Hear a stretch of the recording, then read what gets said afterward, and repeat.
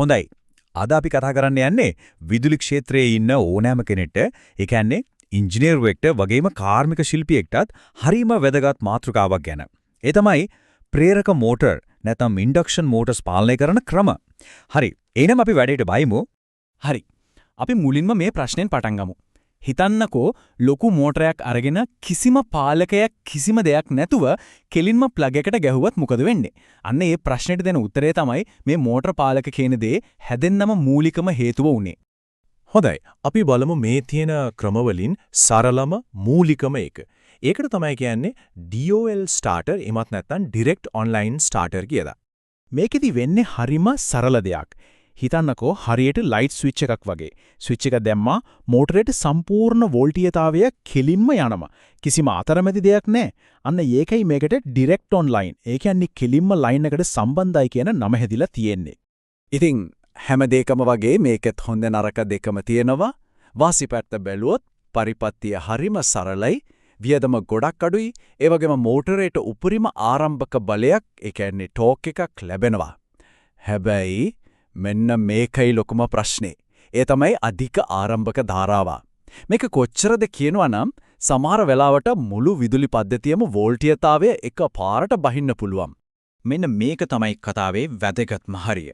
DOL starter එකක් මෝටරේ පණ ගන්නවනේ. ඒ චූටි වෙලාවට ඒක සාමාන්‍යයෙන් වැඩ කරනකොට ගන්න ධාරාව වගේ 5 ගුණයක් සමහර වෙලාවට 8 ගුණයක් විතර විශාල ධාරාවක් එකපාරට ඇද ගන්නවා. මේකට තමයි අපි ඉන්රෂ් කරන්ට් එක කියලා කියන්නේ. අන්න ඔය හේතුව නිසාම තමයි DOL ස්ටාර්ටර්ස් පාවිච්චි කරන්න පුරුදු වෙන්නේ සාමාන්‍යයෙන් 5 HP වගේ පොඩි මෝටර වලට විතරක්. එහෙනම් මේ දැවැන්ත ආරම්භක ධාරා ප්‍රශ්නෙට මොකක්ද විසඳුම? හොඳයි. ඒකට තමයි ඉංජිනේරුවෝ හඳුන්වලා දුන්න සම්භාව්‍ය ක්‍රමයක් තියෙන්නේ. ඒ තමයි ස්ටාර් ඩෙල්ටා ක්‍රමය. මේක හරිම බුද්ධිමත් අධීර දෙකක ක්‍රියාවලියක්. හිතන්නකෝ මෙහෙම. මුලින්ම මෝටරේ පණ ගැන්වෙන්නේ ස්ටාර් සම්බන්ධතාවයෙන්. මේක තමයි මෘදු ආරම්භය. මේ වෙලාවේදී ආරම්භක ධාරාව 3න් 1 දක්වාම අඩු වෙනවා. ඊට පස්සේ තප්පර කීපයකින් මෝටරේ යම් වේගයක් ගත්තම ටයිමර් එකකින් ඉබේටම සම්බන්ධතාවය ඩෙල්ටා ක්‍රමයට මාරු කරනවා. අන්න එතකොට තමයි මෝටරේ සම්පූර්ණ බලයෙන් වැඩ කරන්න පටන් ගන්නෙ. හරි. ඉතින් මේ වෙඩේට අපිට අනිවාර්යයෙන්ම කන්ටැක්ටර්ස් 3කුයි ටයිමර් එකකුයි ඕන වෙනවා. මේක සාමාන්‍යයෙන් පාවිච්චි වෙන්නේ අර අපි කලින් කතා කරපුවට වඩා ලොකු මෝටර් වලට. ඒ කියන්නේ 7.5 HP 10 HP වගේ ඒවට. හැබැයි මෙතන තියෙන වැදගත්ම දේ තමයි හොඳට මතක තියාගන්න ස්ටාර් ඩෙල්ටා වලින් ආරම්භක ධාරාව පාලනය කරන්න පුරුවන්. හැබැයි මෝටරේ වේගය නම් කොහෙත්ම පාලනය කරන්න බෑ. ඉතින් ස්ටාර් ඩෙල්ටා වලින් ධාරා ප්‍රශ්න නම් විසඳුණා. හැබැයි ඒකෙත් පොඩි අවුලක් එනවා.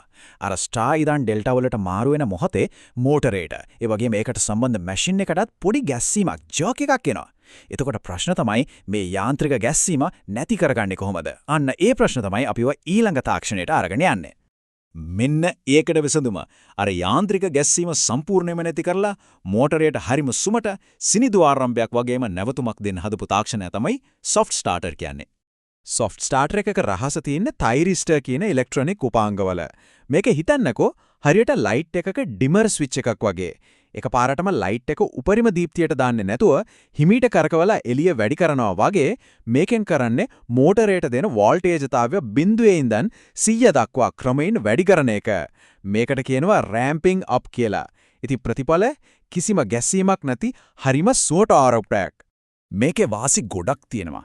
ප්‍රධානම දේ තමයි යාන්ත්‍රික ගැස්සීමක් නෑ. ඒ කියන්නේ මෝටරේටයි මැෂින් එකටයි වෙන හානිය අඩුයි, ආයු කාලය වැඩි. විශේෂයෙන්ම වතුර පොම්ප වලට මේක නියමයි. මොකද වෝටර් හැමරින් කියලා ප්‍රශ්නයක් තියෙනවා. ඒ කියන්නේ පොම්පේ එකපාරට නැවතුනම වතුර බටවල ඇතිවෙන සද්දෙත් එක්කෙන ගැස්සීම අන්න ඒක මේකෙන් සම්පූර්ණයෙන්ම නවතිනවා. හැබැයි ආයෙත් මතක් කරන්න ඕන මේකත් වේග පාලනයට නෙවෙයි. සුමටව පටන් ගන්නයි නවතන්නයි විතරයි. හරි. අපි ධාරාව පාලනය කළා, ගැස්සීම නැති කරලා සුමුට ආරම්භයක් දුන්නා. එතකොට වේගය, මෝටරේ වේගය අපිට ඕන විදිහට පාලනය කරන්න බැරිද? පුළුවන්. ඒකට තමයි අපි දැන් කතා කරන මේ තාක්ෂණයේ ඉහළම තලයේ තියෙන ක්‍රමයට එන්නේ. ඒ තමයි VFD නැත්නම් Variable Frequency Drive. මේක තමයි VFD එකක තියෙන සුපිරිම හැකියාව. අපි මෙච්චර වෙලා කතා කරපු අනිත් කිසිම ක්‍රමයකට කරන්න බැරි දෙයක්. ඒ කියන්නේ මෝටරේ වේගය අපිට අවශ්‍ය ඕනෑම ගානකට ඕනෑම වෙලාවක වෙනස් කිරීමේ හැකියාව තියෙන්නේ VFD එකකට විතරමයි. හරි. ඉතින් කොහොමද VFD එකක් මේක කරන්නේ? මේක හරිම අපූර්ව ක්‍රියාවලියක්. බලන්න මෝටරයක වේගය කෙලින්ම රඳා පවතින්නේ ඒකට දෙන විදුලියේ සංඛ්‍යාතය. ඒ කියන්නේ ෆ්‍රීකවන්සි එක මත. VFD එකකින් මුලින්ම කරන්නේ අපේ ගෙවල් වලට එන AC විදුලිය අරගෙන ඒක DC විදුලියක් බවට හරවන එක. ඊට පස්සේ අන්න එතන තමයි මැජික් එක තියෙන්නේ. ඒ DC විදුලිය පාවිච්චි කරලා අපිට ඕනෑම සංඛ්‍යාතයක් තියෙන අලුත්ම AC විදුලියක් කඩනවා. ඉතින් සංඛ්‍යාතය වෙනස් කරා මෝටර වේගය වෙනස් වුණා. හරිම සරලයි. ඉතින් VFD එකකින් ලැබෙන වාසි මොනවද? එකක් නිර්වද්‍ය වේග පාලනය. ඕන කරන වේගෙන් විතරක් මෝටරේ වැඩ කරන නිසා විශාල විදුලියක් ඉතිරි වෙනවා. ඒ කියන්නේ බල ශක්තිය ඉතිරිය. ඊට අමතරව අර අපි කතා කරපු soft start එකේ හැකියාවත් මේක ඇතුළෙන්ම තියෙනවා. ඒ කියන්නේ මේක සම්පූර්ණ පැකේජ් එකක්. හැබැයි ඉතින් මේ හැමදේම ලැබෙන්නේ නිකන් නෙවෙයි. මේ තාක්ෂණය තමයි මේ ඔක්කොමට වඩා මිලෙන් අධික. හොඳයි. එහෙනම් මේ ක්‍රම 4න් හොඳම එක මොකද්ද? ඇත්තරම ඒක වැරදි ප්‍රශ්නයක්. හොඳම ක්‍රමය කියලා එකක් නැහැ. තියෙන්නේ කරන්න යන වැඩේට ගැළපෙනම ක්‍රමය මොකද්ද කියන එක විතරයි. අපි මේ සාරාංශය දිහා බලමු. DOL වියදම හරිම අඩුයි ඒත් ආරම්භක ධාරාව අහස උසට. පොඩි වැඩවලට හොඳයි. ඊළඟට ස්ටාර් ඩෙල්ටා. මේක තමයි අතරමැදි විසඳුම. වියදමයි ධාරාවයි දෙකම මධ්‍යස්ථයි කර්මාන්ත ශාලාවලට නියමයි. soft starter මිල ටිකක් වැඩි ඒ ධාරාව පාලමේ සුපිරි.